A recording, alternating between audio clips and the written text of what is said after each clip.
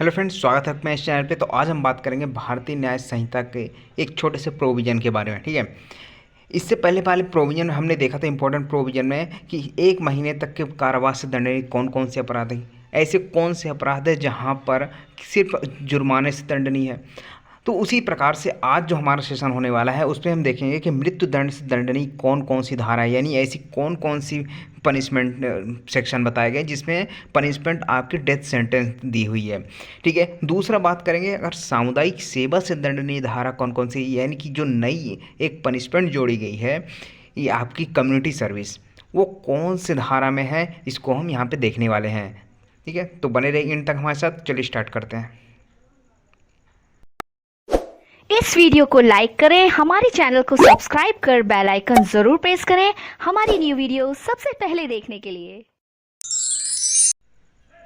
So friends, आज के lecture में सबसे पहला चीज़ हम देखने वाले हैं कि मृत्युदंड से दंडनीय धाराएं, यानी ऐसी कौन सी सेक्शन है जहां पे मृत्युदंड का प्रावधान किया गया है। लेकिन उससे पहले यदि आपको एक चीज़ और बता दूं कि यदि आपको कोई भी क्वेरी है या फिर आपकी कोई डाउट है, ठीक है, तो उसके लिए आप मुझे इस इंस्टाग्राम अकाउंट पे फॉलो कर सकते हैं, मैसेज कर सकते हैं और वहाँ पे जो भी आपको पूछना हो पूछ सकते हैं। ठीक है, तो चलिए देखते हैं। सबसे पहली जो धारा है हमारी मृत्युदंड से दंडनीय, वो है आपकी सेक्शन 147। सेक्शन 147 जो है बीएनएस की, वो क्या कहती है?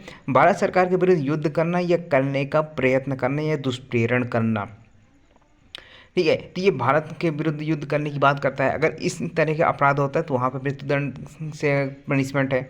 वहीं अगर नेक्स्ट धारा की बात करते हैं सेक्शन 160, यहाँ पे कहते हैं विद्रोह का दुष्प्रेरण, यदि उसके परिणाम स्वरूप विद्रोह कर दिया जाए।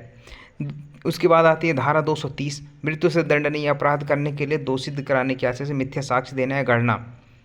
अब यहाँ पे एक कंडीशन, इस धारा में एक कंडीशन ये है कि यदि आपने मिथ्या साक्ष्य दिया, ठीक है, और मिथ्या साक्ष्य किस इंटेंशन के साथ दिया कि सामने वाला जो व्यक्ति है उसको मृत्युदंड से दंडनीय किसी अपराध के बारे में दोष सिद्ध करवाया जा सके।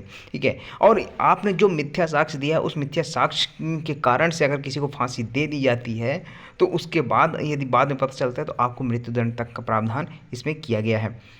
उसके बाद बात करते हैं हत्या वगैरह के लिए। तो जो आपकी धारा 103 है, ठीक है ना, ये पहले आईपीसी में कहाँ थी? धारा 302 में थी, हत्या के लिए पनिशमेंट की बात करता है। तो अब यहाँ पे हत्या के लिए दंड, इसमें आपका डेथ पनिशमेंट है। वहीं अगर धारा 104 की बात करते हैं तो वहाँ पे आजीवन सिद्ध दोष द्वारा हत्या के लिए दंड है, यानी कि आप पहले से आजीवन सिद्ध दोष हो उसके बाद हत्या करते हो। उसके बाद आता है हत्या करने के प्रयत्न के लिए दंड, यहाँ पर भी आपको देखने को मिल जाएगा पनिशमेंट। उसके बाद आता है सेक्शन 140 का क्लॉज 2, जो मुक्तिधन के लिए व्यापार, अगर किसी की किडनैपिंग की जाती है और किस चीज़ के लिए की जाती है कि ताकि उससे कुछ पैसे वसूला जा सके, तो ये होगी रैंसम अमाउंट के लिए। अब यहाँ पे बात करें सेक्शन 66 की, तो ये सब रेप से रिलेटेड मामले हैं, जैसे पीड़िता की मृत्यु या लगातार विकृत दशा कारित करने के लिए दंड है।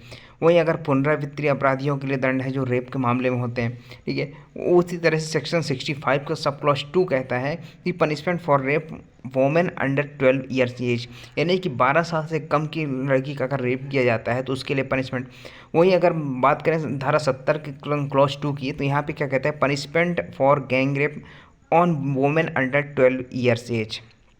अब यहाँ पे देखिए 12 ईयर्स यहाँ भी है और 12 ईयर्स यहाँ भी है, लेकिन यहाँ पर गैंग रेप की बात करता है और वहाँ पे सोल किसी पर्टिकुलर किसी ऐसी लड़की की जो 12 साल से कम की है उसके रेप की बात करता है। तो यहाँ पर भी हत्या, यहाँ पे मृत्युदंड का प्रावधान किया गया।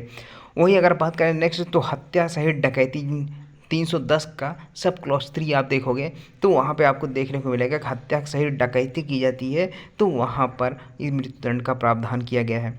ये कुछ धाराएं हैं मृत्युदंड से दंड। अगर आपको और कुछ धारा पता है तो आप मुझे कमेंट कर सकते हैं। ठीक है, जितना मुझे अभी हाल फिलहाल देखा मैंने इतना मिला है। ठीक है, उसके बाद नेक्स्ट जो हम बात करते हैं सामुदायिक सेवा यानी कम्युनिटी सर्विस की बात करता है। कम्युनिटी सर्विस से दंडनीय कौन कौन सी धाराएं हैं? सबसे पहली जो धारा आती है आपकी धारा 210। ठीक है, धारा 210 क्या बात करता है? लोक सेवक जो विधि विरुद्ध रूप से व्यापार में लगा हो। अब जिसमें लोक सेवक को अपनी ड्यूटी करनी चाहिए और उस ड्यूटी के दौरान विधि विरुद्ध व्यापार में लगा हुआ है। धारा 209 ये कहता है बीएनएसएस की धारा 84 के अधीन जारी उद्घोषणा के जवाब में गैर हाजिर होना। तो इसमें कम्युनिटी सर्विस की बात की जाती है। वहीं अगर 226 की बात करें, विधि विरुद्ध शक्ति का प्रयोग करने या विरत रहने के लिए आत्महत्या का प्रयत्न करना, ये हो गया। उसके बाद आता है धारा 355, जहाँ मत व्यक्तियों के लिए लोक स्थान में शौचालय, यहाँ 1000 रुपये जुर्माना या फिर 24 घंटे के लिए जेल, इस तरह का प्रावधान यहाँ पे किया गया, सबसे कम पनिशमेंट की वाली धारा। उसके बाद नेक्स्ट आती है धारा 356, यहाँ पे मानहानि की बात करता है। यहाँ पर आपको देखने को मिल जाएगा कम्युनिटी सर्विस, ठीक है। तो ये कुछ धाराएं हैं, आई होप आपको समझ में आई होगी, ठीक है। इसको नोट डाउन जरूर करिएगा, आपको ये हेल्पफुल रहेगा आपको इस सेक्शन याद करने में, ठीक है।